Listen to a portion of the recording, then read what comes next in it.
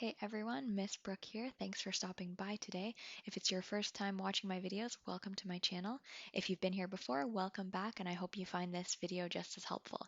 Today we're going to be talking about something very, very important and something that a lot of teachers that I've talked to, myself included, struggle with. So this is tips for online management. So it can be a little tricky when you're trying to have classroom management in an online setting. So, we're going to go through some tips today that will hopefully help you figure it all out. So, tip number one, give clear expectations. So, this should be definitely happening in an in class experience too, but in my online class, I always really try to give clear expectations to all my students as well. This could be certain things like giving them really clear steps when we're doing an activity. It might even be giving them a time limit when we're getting ready to clean up. It might even be showing them what it looks like when you are ready to go to the next activity. So, for example, I always tell my students, okay, I'm going to give you 1 minute to clean up and get organized, and then I want you to show me that you are ready for what we're doing next. That is clear, and I will even go as far as to tell them when you are ready, you can show me by sitting like this and looking at the camera or something like that. I might even just show them myself, but giving those clear expectations so that students know exactly what you are wanting them to do. Because a lot of what we call behaviors or behavioral issues can happen simply from students just not really knowing what's going on. And students like to be in the loop and kind of, knowing what's happening. When they don't know what's going on, it's more likely that they're going to kind of get off track a little. They might get distracted. And it's kind of just starts from a little bit of confusion. They don't really know what's happening, so they kind of are falling off track a little bit. So, giving clear expectations can minimize this a little bit. So, moving to tip number two, this would be making sure you're really involving and engaging each student. Even if it's an online classroom, this can still be done pretty easily. You just have to kind of think about it beforehand. So, what this would look like for me is making sure I'm always speaking with students about their experiences, making sure I'm asking them to share with us when we're having a discussion. It could be as simple as telling them, put your thumb up if this has happened to you, or put your thumb up if you agree with this, put your thumb down if this doesn't make sense. Like different things like this can be really involving the students and making them feel like you're not just a video or a screen that they're watching. The other thing is making sure your lessons are engaging and exciting. So there's many different types of learners: auditory, visual, kinesthetic.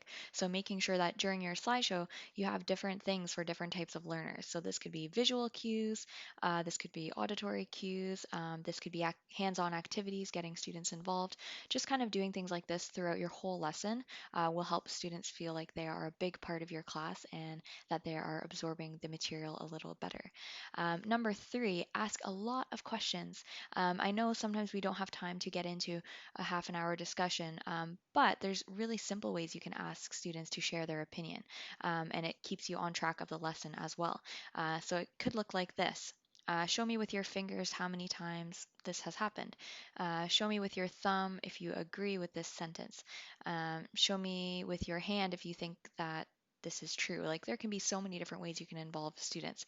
I do this one too. Put your thumb in the middle if you're not really sure what's happening or what we're talking about.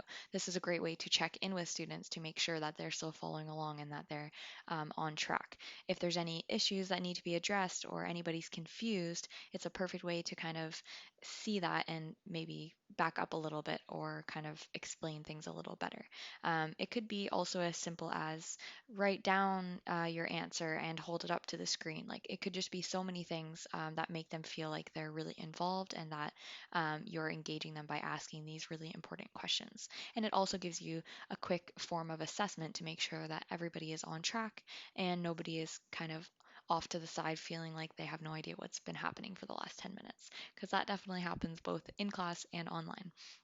The other tip I want to share is building relationships. So I always do this throughout the lesson. I try my best to build relationships, but it's so, so crucial to give students a nice, warm, personalized welcome when they enter your online classroom. A lot of students feel nervous about online learning, or they feel like the teacher doesn't really know them or care to know them. And I always want my students to know that no matter where you are or who you are, I am trying my best to get to know you, even if we only have 30 minutes together. So I always start off by asking them to introduce themselves, mostly because I want to make sure I'm getting their name correctly. Learning someone's name is a really big part of getting to know them because that's a huge part of our identity, right? So if you go through the whole online class and you didn't really take the time to make sure you're pronouncing their name right, that's probably not going to make them feel super connected to you as the teacher.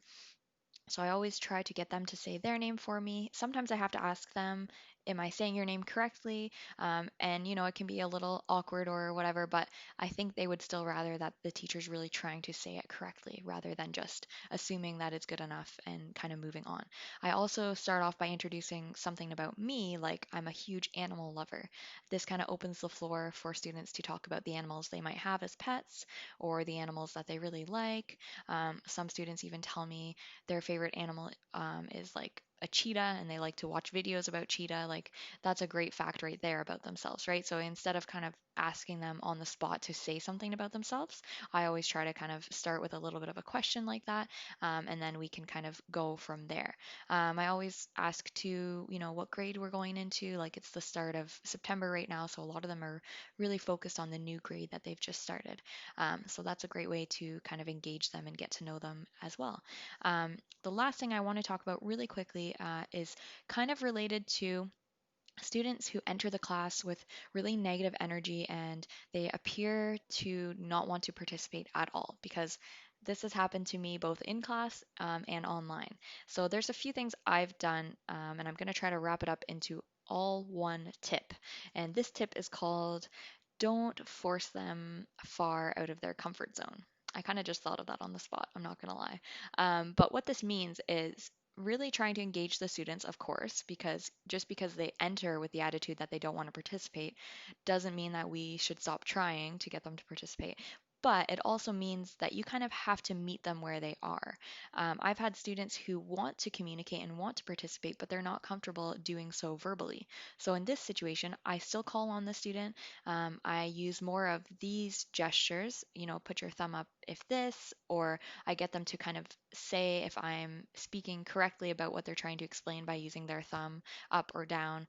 I've had students show me by just using kind of like the little Zoom emoticons or reactions. That is fine with me as long as the students are still engaged and watching and, trying their best at their level to participate or be involved. That is totally fine for me. It looks different for every student. So just kind of meeting them where they are is really important. Letting them know that you're not going to exclude them and you're not going to forget about them, but you're also not going to call on them and force them to answer every question because that's just going to kind of push them away further, especially if they don't know you and it's a short class, so they're not really going to get to know you super, super well. So I kind of just stick with where they're at, make sure that they know they're super included still, they're a part of our class no matter what's going on, and that I'm not going to kind of just put them on mute and forget about them. So that's the main thing, making them feel included, even if they are not really making it apparent that they want to be included. So yeah, I hope these tips were really helpful for you. I tried to keep the video short, but if you have any further questions about this or you want me to make a follow-up video, I would be more than happy to. Just drop a comment below or send me a message, whatever works best. And I wish you the best with all of your future and current teaching. Bye.